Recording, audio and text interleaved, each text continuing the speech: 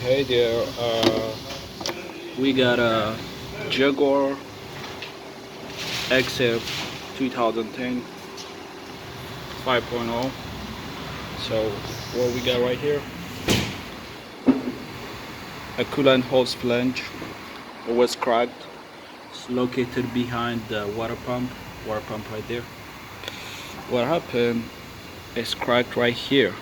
So most people miss repair this thing. They thought it was a radiator, but it's not. That's the flange right there.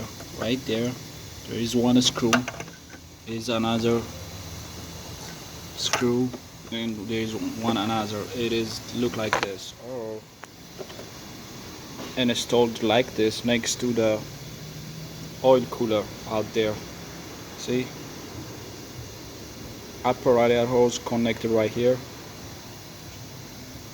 One right here. I just disconnected. One right here. So this is, it's hard to get her. Maybe this is not the same like the European. They got some diesel and 4.6. This is 5.0. So you gotta remove the intake manifold to get to it, and disconnect the upper radiator hose right here. Disconnect the total body. Remove the high pressure fuel line right here. Before you do that, you gotta remove the battery first. I didn't disconnect any relay or fuse. I just disconnect the battery and come in here, lose the goddamn fuel line. So this is the easy one for me. I just only hang the intake manifold so I can get to it. Two screw right there and right there. Two screw. One right here, one right here. Some people remove the whole intake manifold, but not me.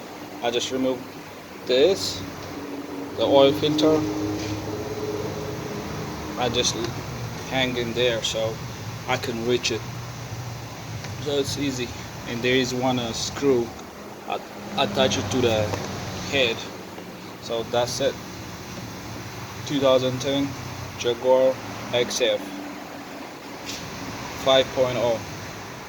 It's applied for Land Rover too, so it is the same. Yeah.